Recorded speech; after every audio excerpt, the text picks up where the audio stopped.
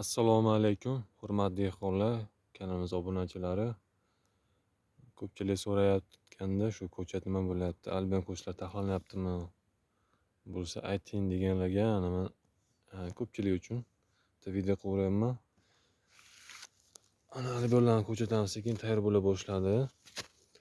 Uchiktalik kassada, kokos torfda. Izlari sog'lom, mana hammasi.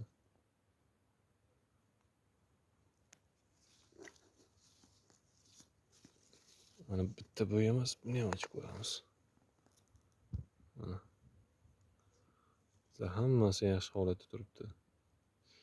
Biz kasallarga qarshi biologik kurash qilganmiz. Momon bo'lmasin uchun itdek ekan odam ham. Keyin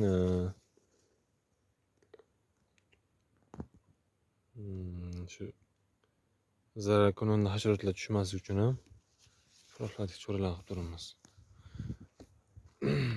Ko'pchilik hozir mana shu iminni albionga o'tyapti. Sababi 12 oy davomida ham o'zini oqlayapti. Ham hosil berishda, ham kasallikka chalinmaslikda.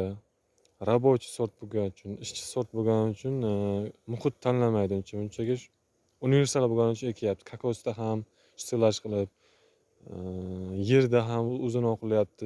O'zim misolini ham aytishim mumkin. Yerda 100% o'zini oqlagan, kokosda ham 100% o'zini oqlagan. Qishda ham, bahorda ham, kuzda ham mevasi yirik chiqyapti.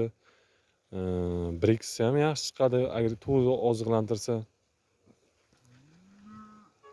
Chunki yoz eng issiq oylarda iyun, iyul, avgustda qulupnaylarni o'zi topish muammo, chunki yetishtirish muammo. Chunki issiq sharoitda uncha-muncha qulupnaylar meva shakli to'g'ri chiqmaydi. Gullash qiynalishib ketadi. Lekin kaliforniyskiy mana shu albion, chunki Kaliforniya shtati o'zi Amerikani iqlimi O'zbekistonga o'xshash. Chunki ular qish bo'lmaydi uncha-munchaga. Yozi ham issiq, bizanikiga o'xshash. Iqlimi ishqili o'xshash bo'lgani uchun bizga yaxshi tushagan Kaliforniya sorti. Yeminni boshqa sortlarda masalan Muroni sal yumshoqlik qilyapti yoz oyida. O'zim ham yetishtirib ko'rganman, Muroni yumshoqroq albiondan. Bu albion mevasi xuddi g'ijir-g'ijir jelatinga o'xshaydi qanaqadir. Endi maqtovsak juda ko'p ana chiqadi, nima edi fishkalari buni. Lekin bitta ekib ko'rish kerak, bitta hosil olish kerak, bitta biznes qilish kerak bo'ldi. Boshqa narsada o'rin yo'q. O'zim 4 yildan beri, 3 yildan beri shu albion bilan shug'ullanaman. Shu vaqtgacha o'zini har doim oqlab kelgan. O't-sut ochiq dalamizda, bitta misol aytaman, o'sha to aprel 20-sidan to mayda hozir holatda ham 90 million, shu 100 million yaqin sotildi. Allohga shukr.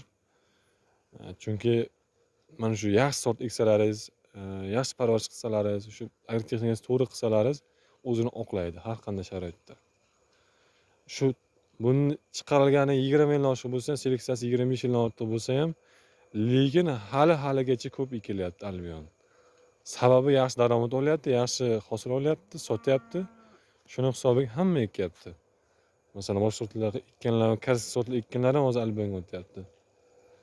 Qishda ham yaxshi hosil beryapti. Chunki kilo berish yaxshi bo'lyapti, ham sovuqqa chidamli. Ko'pchilik tavsiya beraman albion ekishni. Endi bitta hali yaxshi video qilamiz shu ochiq dala sharoitda qancha vaqtda qancha hosil bo'ladi, qancha daromad qilsa bo'ladi, nimalarga qarshi obработка qilish kerak. Shu kabi narsalar bo'yicha yana bir ma'lumot beraman keyingi videolarda. Ko'chatlarimiz tayyor bo'lyapti. Mana shu birinchi partiyamiz. Bu tayyor bo'lib qoldi o'zi. Mana bu birinchi partiyamiz ulanib ketgan. Bu tayyor bo'layapti. Mana bu ikkinchi partiyamiz. Shu ko'chat ekmoqchi bo'lganlar o'zi boshlaversa bo'ladi. Buyog'iga. Chunki ekkandan so'ng bu vaqt tanlamaydi, qaysi vaqt ekish kerak. Yil 12 oy eksa bo'ladi albionni. Vaqt tanlamaydi. Ekkandan so'ng 40-45-50 kun oralida pishadi, ko'chatni holatiga qarab. Shu ma'lumot bermoqchiman. Albion ekish kerak, hosil olish kerak, sotish kerak, daromad qilish kerak. Bitta ko'chatimizni ko'rsatib o'tib ketaman. Mana to'liq o'ralib bo'lyapti ildizlari. Mana yondakisini mana sog'lom ko'chatlar hammasi. Ildizlarni e'tibor berish mumkin. O'q ildizlari sog'lom, mana popuk ildizlari ham sog'lom, urib tashlamagan qanaqa kasalliklar. Mana bular ham endi mana o'ralish boshlayapti.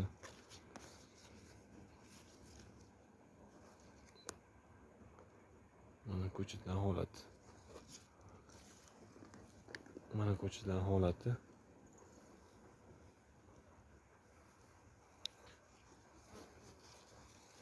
Ko'chatlarimiz sog'lom, bemalol ishonsa bo'ladi. Bu 100% albion chiqadi, chunki boshqa sort ekmaymiz, yetishtirmaymiz. Iyun, iyul, avgust sharoitida albionni qanaqa eksa bo'ladi? Avvalambor mana sarqlon setka bo'lishi kerak. Bu bo'lmasa eki bo'lmaydi. Shu iyun, iyul atrofidagi holatda avgustdaligim bo'lmasa ham bo'lishi mumkin. Lekin iyun, iyulda albatta soy setka bo'lishi kerak. 55%, chunki quyosh nur radiatsiyasi juda kuchli bo'lyapti. Quyoshga stress ko'chat stress beradi baribir. Kapelnitsa bo'lishi kerak. Kapelnitsalar bo'lishi kerak avvalo. Yana bitta muhim ishlardan biri hovuzimiz bo'lishi kerak yoki yomg'ir suv berish uchun filtr kerak, nasos kerak. Shularni qilib keyin eksa bo'ladi. Pushtalarni qilib. Hozir ariq bo'yicha ham ekmoqchilari bor. Ariq bo'yicha, ariq qilib oddiy usulda. Uni afzal tomoni oddiy suv berasiz, sharbatsiz bo'ladi o'sha shu pora go'nglarni. Lekin kapelni bilan berish bilan arada farqi oziqani bir xil taqsimlay olmaysiz. Masalan, pushta qilsangiz kapelni orqali masalan zardob berishingiz mumkin. Yo bo'lmasa biologik preparatlar berishingiz mumkin, tiraxoderma, har xil narsalarni oziqa, kalsiy nitrat, kaliy nitrat pishishga vaqt o'tgan vaqtda ariq selida unaqa qila olmaysiz, chunki oqib ketib qoladi. Qaysi tomon ko'p beriladi, qaysi tomon kam beriladi. Shuning uchun avval ekishdan avval kapelnichalarga 100% o'tish kerak baribir. Zamon talabi, davr talabi. Bo'lmasa yaxshi hosil olish qiyin. 300-500 gramm olish uchun o'sha ishlarni bajarish kerak. 700 gramm olish uchun. Yana nima qolib ketdi? Mening shulari, ochiqdalashadi shular.